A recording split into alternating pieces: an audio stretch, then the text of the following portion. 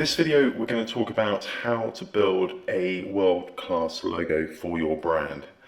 Now, logos are a funny thing. Most people pay an awful lot of money to get their logo created. You know, big brands and big companies pay vast amounts to get logos and branding done. But it doesn't really, you don't need to spend money, or any money really. You just need to make a bit of an effort. I mean, if you go onto a website or a service like 99 Designs, you know, it can cost, you know, $300, $500 to get a really good logo created, and there's no guarantee you're going to get anything good either. And I would much rather spend, and I'm sure you would, $300 or $400, $500 on inventory and not on a logo. It is surprisingly easy to create one yourself.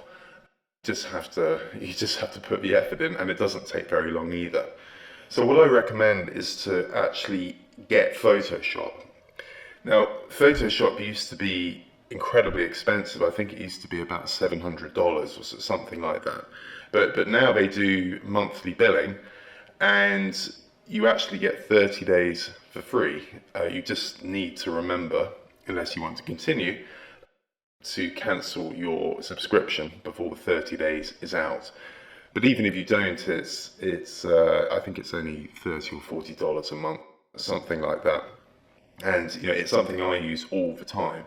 And becoming semi-proficient in it is definitely a good idea, because you can actually save, you know, vast amounts of money doing things yourself versus getting a graphic designer to do them.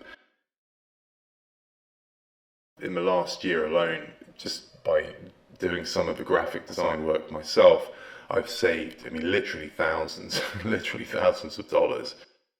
So what you'll need to do is to go to the exact link. I think it's photoshop.com/products, and you can find the download link for Photoshop there. So download it. And then once you've done that, and it takes a little bit of time, then you know you can begin playing around with Photoshop and creating your logo. So I don't really want to make this a Photoshop tutorial, because I'm not really an expert in Photoshop at all. I know the basics, which saves me money, and that's all that matters. So when you have it open, first of all, you need to create a new image, and you do that by going new, and then it'll give you options to create here. So put it in pixels.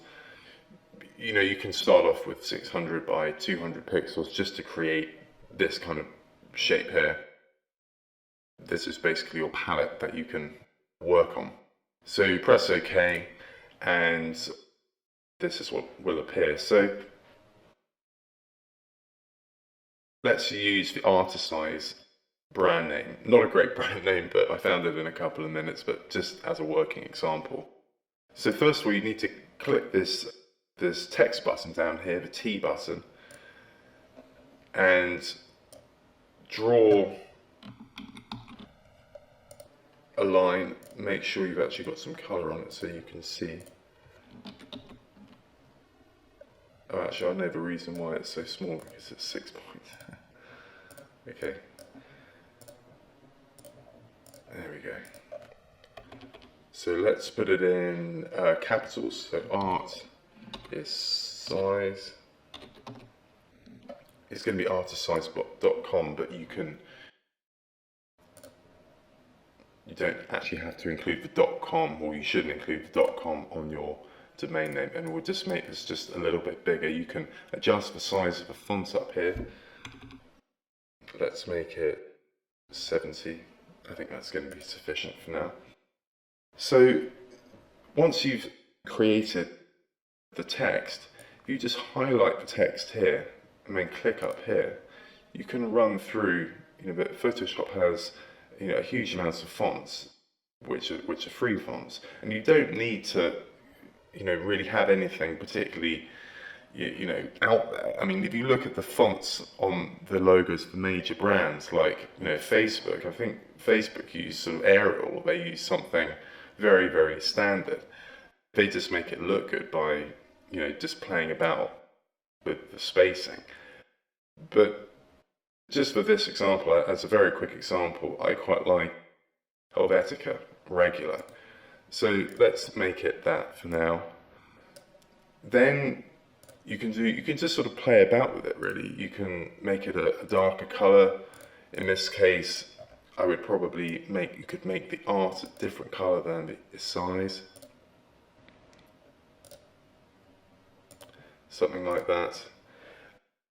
And, you know, really, you know, that's all there is to it. I mean, you're going to have to, you know, play about with it, play with different fonts, play with, you know, the size. And then once you've done this, all you need to do is save the image as a JPEG or as a PSD file. So you do that by, you know, naming it logo, saving as Photoshop PSD, and then sending this to your manufacturer who will put it on your product. Now, there are a few other options you have here. If you don't find a font that you like, you can always use this great service. Well, it's not really a service, it's a free website called 1001 Fonts. And basically what you can do, you can put your brand name in here. So you just type it in. I've already done this to save time. And then you can, you know, test different fonts and different sizes. You can look at futuristic, and then you can scroll down and, you know, see if there's anything which looks good. They have thousands of fonts, and I mean, what type of font you use really depends on what product you have. But then if you look, you know, if you see something that looks good, you basically download the font, then you upload that font into Photoshop, and then you can, you know, create that font. Create your brand name in that font and then export it, then send it to your manufacturer. So that's another option if you can't find anything that you particularly like in Photoshop in terms of fonts. The other thing you can do is to add another, like a logo. You know, you can find images like this everywhere online which are free to use. And in this case, you just duplicate the layer, send it to your new image, to your new logo, then you can just drag it and save that image. You know, you can make it smaller, etc., etc. Have it here, you know, twist it around. There are all sorts of things you can do. You just have to have a play with it. If you wanted to make this white space smaller, so just to crop it, you just go to this tool here, and then you drag it in, like so. Press the arrow button, press crop, and there you have it. So it's not a brilliant example, but it's a sort of a demonstration that, you know, you can create a logo. It doesn't, you know, you don't have to have anything particularly, you know, incredible, because if you look at the big brands, you know, their logos, their actual text-based logos, you know, are nothing special. They use regular fonts. They just need to, you know, it just needs to stand out. And it really only takes you a short amount of time to do, and it can save you a lot of money versus getting a graphic designer to do it. Of course, you can get a graphic designer, but it will just cost you. So I prefer to use this method, and I do exactly the same thing with every single brand I create. I save money, and I do it myself in Photoshop. And you can use Photoshop for free for 30 days, which gives you ample time to create your own logo.